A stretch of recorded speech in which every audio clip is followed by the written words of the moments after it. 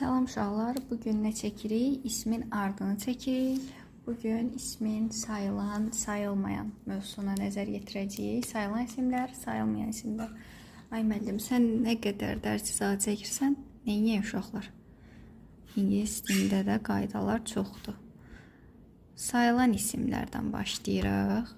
Sayılan isimlərin adı ingiliscə countable-dur. Countable nouns. Bir dəqiqə qoyun, mən bu quşları sakitləşdim, gəldim. Biz bunun adını əzbərləməliyik. Countable nouns. Sayılan isimlər. Nəyə görə? Çünki bizə testdə bunu soruşacaq. Məsələn, deyəcək, choose the correct countable nouns. Düzgün sayılan isimlər seçin. Biz bunun adını bilməliyik ki, testi tapa bilək. Bu belə, indi keçək sayılan isim nədir? Bax, da bundan o tərəfə loru forması yoxdur. Saya bilirik də bunu. Yəni, bunun təki də var, cəmi də var. Tək, cəm. Hər iki formada olur. Məsələn, e-book. Kitab. Books. Kitablar. Gördünüz, sonuna sı artırdıq. Sı cəm şəkilçisidir. Növbəti mövzularda keçəcəm. Oldu kitablar, cəm. Sonra bunu rəqəmlə işlədə bilirik. Rəqəmlərlə işlənir sayılan isimlər. Məsələn, deyirəm one book, bir kitab. Bir də deyirəm two books. Artıq rəqəm yazanda qarşısına isimimiz cəmlənir. Oldu nə? İki kitab. Bu da bu formada. Sonra sayılan isimlərin qarşısında biz həmişə əgər təkdədirsə, en artiklını işlədəcəyik. En artikl da bu formada yazılır. Bilməyənlər üçün deyim. En. Bu üçüncü punkt. Üstəgəl sayılan tək isim.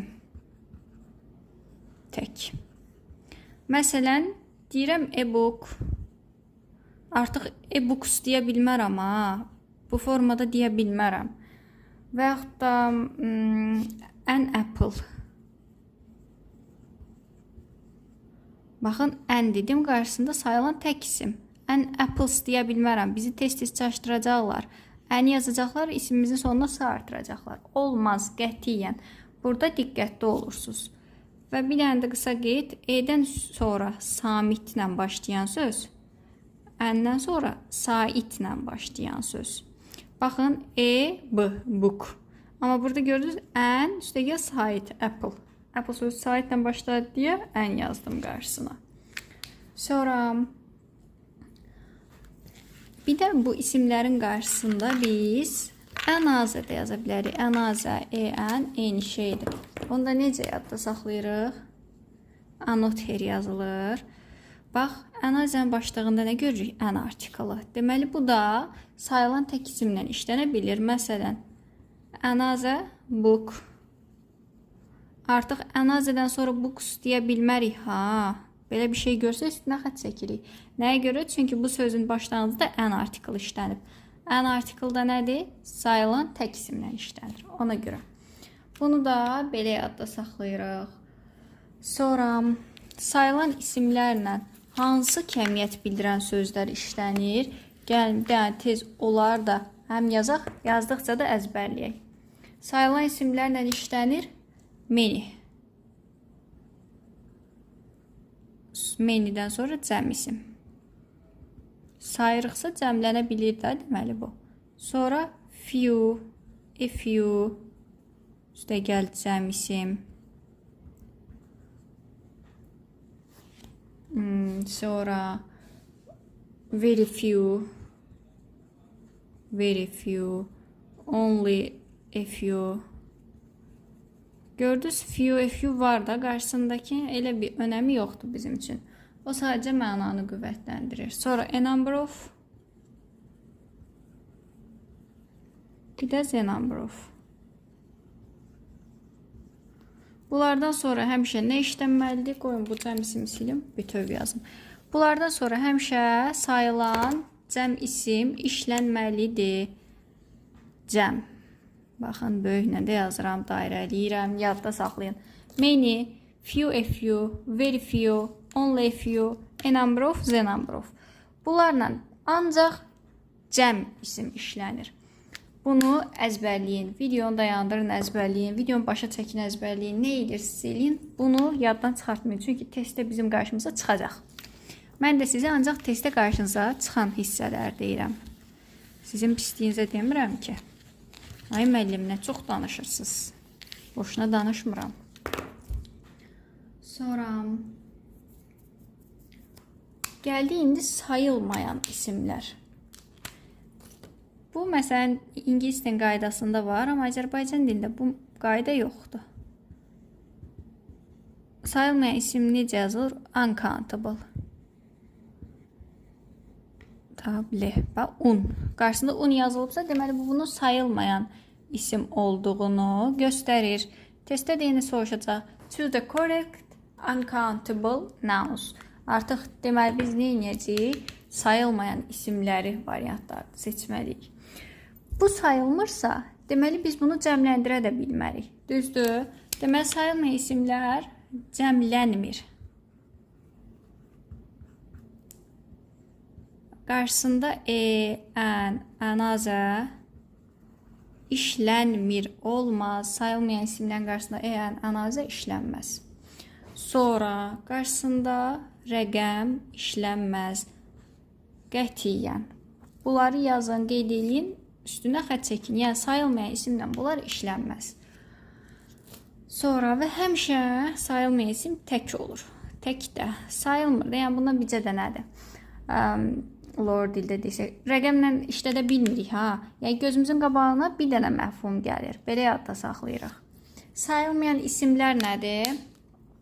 Onu da deyəcəm ki, sayılmayan isimlər siyahısı nədir, nədən ibarətdir, nə olan şeydir. Bir dənə bu qaydasını mütləq yazın, əzbərləyin, indi deyirəm. Bəs sayılmayan isimlərlə hansı işlənir, hansı sözlər? Bayaq few, many dedik, ha. İndi görək sayılmayanlarla hansı işlənir? Little, a little, much. Sonra very little yenə.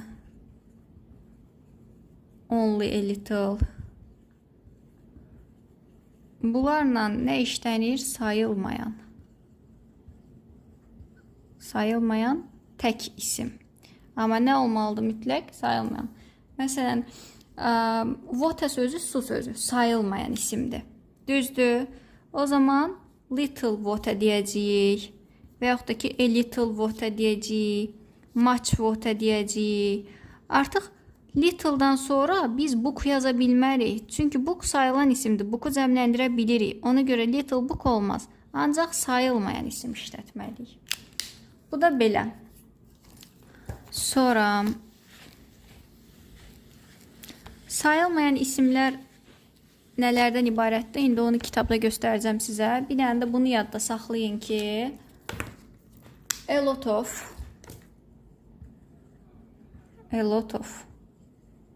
lots of, plenty of,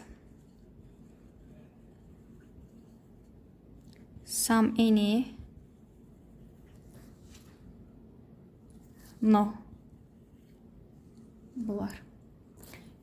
Həm sayılan, həm də sayılmayan isimlə işlənə bilir. Yəni, həm cəm, həm də tək tələb eləyə bilir özündən sonra. Yəni, necə? Bax, book sayılmır, amma water sayılır. A lot of-u hər ikisi ilə işlədə bilirəm. A lot of books deyirəm artıq. Baxın, bu cəm. Bu tək nəyin təkidir? Sayılmayanın təkidir. Sayılanın təki, sayılan tək olmaz. Belə yadda saxlayın. A lot of books deyirəm, ya da deyirəm ki, a lot of water. Gördünüz, a lot of-dan sonra sayılanda işlədə bildim, sayılmayanda işlədə bildim. Bu o deməkdir. Bunlarda mütləq əzbərləməz. A lot of, lots of, plenty of, some, any, no. Bunlardan sonra nə gəlir? Ya sayılan cəm olmalıdır, ya da sayılmayan tək olmalıdır. Bunu da bir yerə qeyd eləyin, əzbərləyin. Bir də testdən çox bizə düşən nədir? Söz birləşməsi formasında verir bizə. Bəzən testlərdə mərdimazarlıq eləyirlər. Da neyniyək? Məsələn, deyirəm, furniture, furniture, shop. Furniture mebeldir. Bu sayılmır, uncountable'dır. Bu ama sayılır, countable. Bunun qarşısında da boşluq qoyulubdur.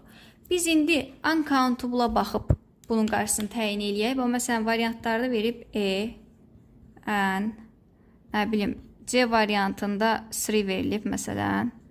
Bu 3 variant arasında qalmışıq da. Biz indi furniture'ya baxıb D variantına da boşluq qoyaq. Uncountable seçək, yoxsa shop'a baxıb countable seçək.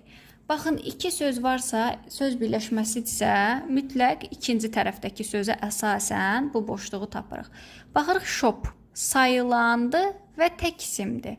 Və furniture'da samitlə başlayıb, yəni buradakı sözümüz samitlə başlayıb deyə ən artiklını atarıq.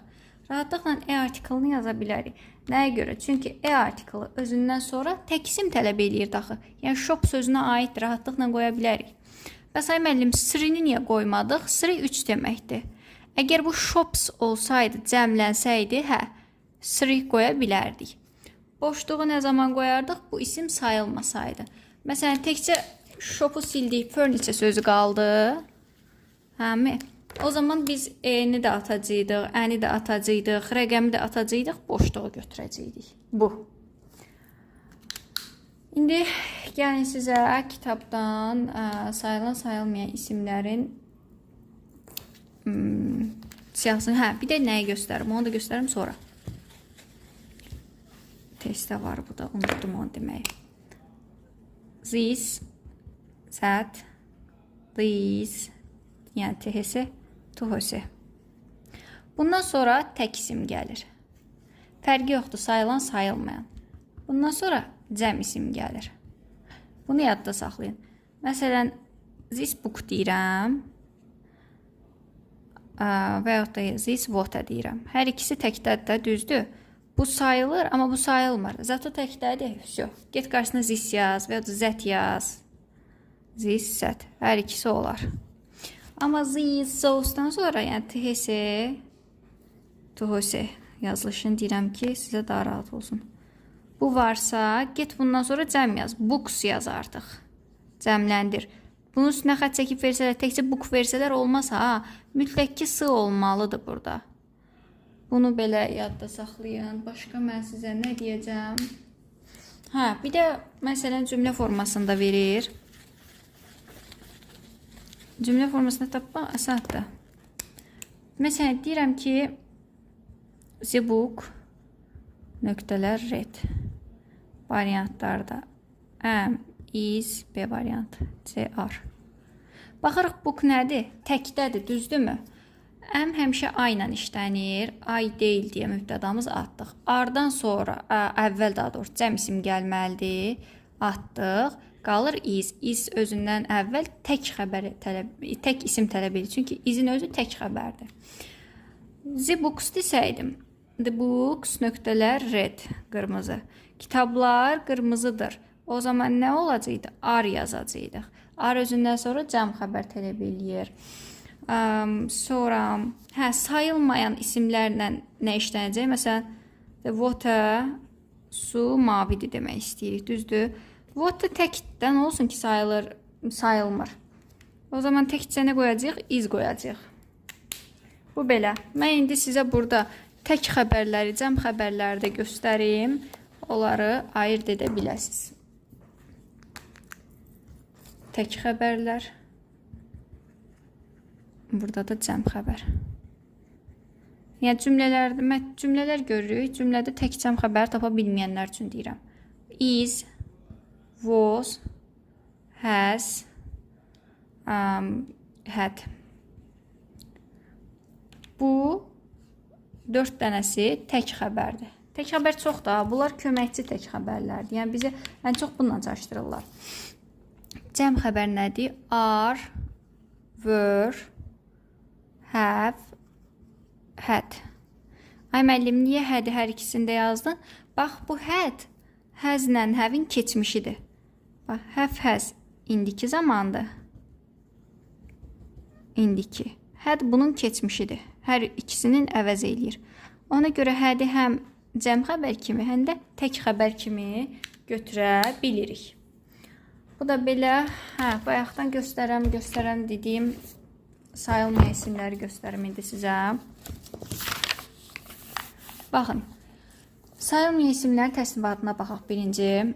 Mayi halında olan isimlərin demək olar hamısı sayılmayan isimlər gedir. Məsələn, petrol, benzin, oil, bitki yağı, kofi, qəhvə bunlar mayi halındadır. Düzdürmü? Sayılmayacaq. Sonra mücərrəd isimlər var. Space, məkan, enerji, advice, məsləhət. Bizə ən çox homework sözü düşür testdə, diqqətli olun. Homework, ev tapşırığı sayılmır. Help, kömək sözü sayılmır. Amma istisna sayılan mücərrəd isimlər var ki, onları biz əzbər bilməliyik. Yəni, bunu göstərim sizə. Bunlar sayılmır da, düzdür? X çəkirik ki, yəni sayılmır. Amma istisna mücərrəd isimlərimiz var ki, onlar sayılır. Testdə də bizə göstərirlər. An idea, an impression, təəssürat, a voice, səs, a storm, fırtına, a cloud, bulud. Buludu görə bilmirik də, mücərrəd isim kimi hesab olunur ingilis dilində. Məsələn, sayılır. A cloud, bulud, clouds, buludlar bu formada. A wind, külək, winds, küləklər. A dream, arzu, dreams, arzular. Yenə a wish, arzu, wishes, arzular. A hope, ümid, hopes, ümidlər. An hour, saat, hours, saatlar. A joke, zarafat, jokes, zarafatlar. A problem, problems, problemlər. Bunlar nə oldu?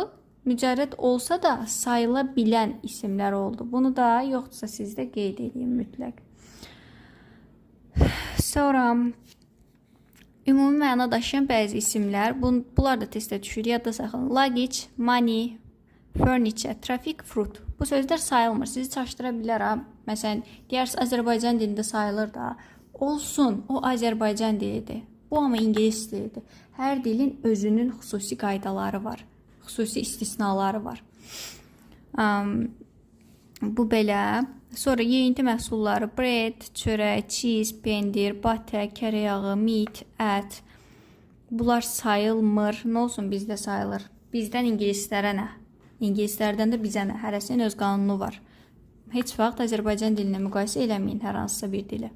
Sonra metal material bildirən bütün isimlər sayılmayacaq. Gold, qızıl, silver, gümüş, iron, dəmir, steel, polad və s. bu kimi sözlər. Sonra təbiət hadisələri sayılmır. Məsələn, darkness, qaranlıq, snow, qar, fog, duman. Bunlar sayılmır. İdman adları, oyun adlarının heç biri sayılmır. Məsələn, beyzbol, bilyards. Baxın, bilyarsın sonundakı sını görüb gidib cəm götürərsə olmaz qətiyyən. Bilyards oynadı da sayılmır. Sonra rugby, futbol, soccer, tenis, bunlar heç biri sayılmır. Sonra gəlir elm və fənn adları. Chemistry, kimya, mathematics, riyaziyyat, sonu icası ilə bitən yadda saxlayın. Heç bir isim sayılmır. Bir dənə lyrics sözü var. Bu söz sayılır. Bu da lirika deməkdir. Musiqiyə aid bir termindir. Bu sayılır. Amma digər elm fənn adları heç biri sayılmır. Sonra fəaliyyət bildirən sözlər, yəni ing-lə bitən sözlər, driving, sürücülük, swimming, üzgüçülük, xəstəliklər, kanser, flu, pnevmoniya və s. bu kimi sözlər sayılmır. Dillər, Russian, Greek, German, English bunlar sayılmır. Qaz halında olan maddələr, nitrogen, oksigen, air, steam və s. bu sözlər sayılmır. Kiçik hissəciklərdən ibarət olan, yəni toz şəklində olan, qırıntı şəklində olan isimlər sayılmır. Məsələn, düyüdür, undur, qarğıdalı, bu kimi sözlər sayılmır. Yəni. Bunların ən geniş forması, baxın, göstərirəm. Sayılmayan isimlər cədvəli. Bunları mütləq əzbər bilməliyik ki, testi rahatlıqla tapa bilək. Baxın, burada nə qədərdir? Bölmədir. 14 dənə bölmədən ibarətdir. Bu sözləri əzbərləməliyik mütləq şəkildə. Gəlin indi bunun ardına keçək. Bəs müəllim, biz bunları saya bilmirik də, düzdürmü bu isimləri, bu cədvəldəki isimləri? Bəs bunun kəmiyyətini necə göstərək, miqdarını necə göstərək? Mən məsələn, ay müəllim, demək istəyirəm ki, ət sayılmır da, düzdürmü? Amma gedib demək istəyirəm ki, mənə bir dilim ət ver. Bunu necə deyərəm? Gəlin baxaq, bunları göstərmək üçün xüsusi kəmiyyət bildirən sözlər var. Başladıq birincisi a slice of. Dilim deməkdir, bir dilim. Məsələn, deyirəm a slice of meat. Bir dilim ət. Bəs necə deyim 2 dilim ət? Bu zaman olacaq 2 slices of meat. Gördünüz, meat'i cəmləndirmədik. Tu'nu yazdıq, tu'nun qarşısındakı slice sözünü cəmləndirdik. Dilim sözünü cəmləndirdik. Meat'in özünü cəmləndirmədik ki, yox, olduğu kimi qaldı. Digərləri də bu formada. A loaf of. Bir ədəd deməkdir. Bir ədədə nə deyə bilərik? A loaf of bread. Bir ədəd çörək. Loaf of bread. Bir ədəd çörək və yaxud da ki 5 loaves olacaq, artıq cəmlənəcək of bread. Gördünüz, bread'i cəmləndirmədim ki.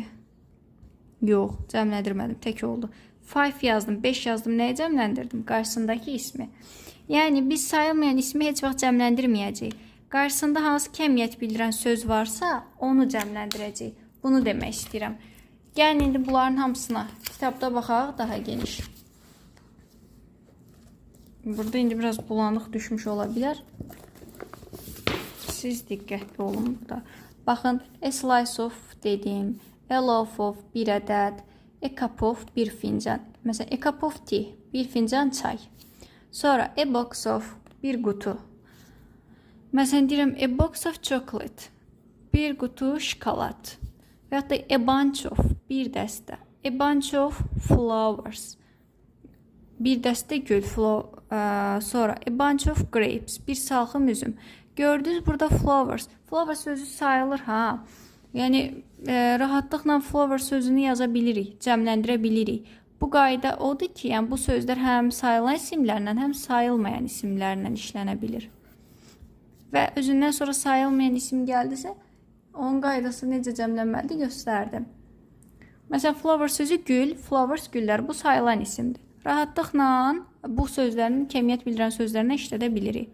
Məsələn, a sack of, bir kisə. A sack of wheat, bir kisə buğda deyə bilirəm. Wheat buğdadır, sayılmır, toz halında dənə-dənə olan bir şeydir.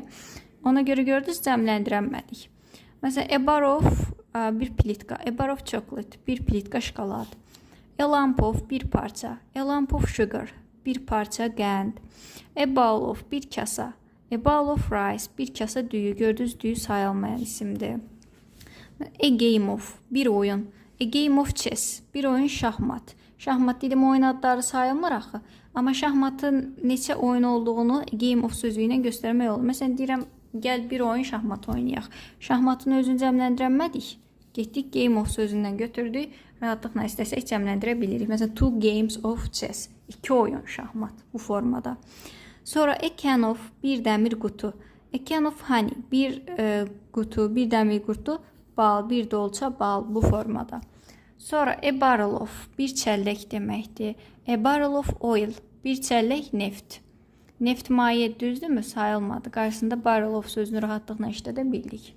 Sonra a kilo of, bir kilo. Sugar sözü qənddir, toz formasındadır, sayılmır, düzdürmü?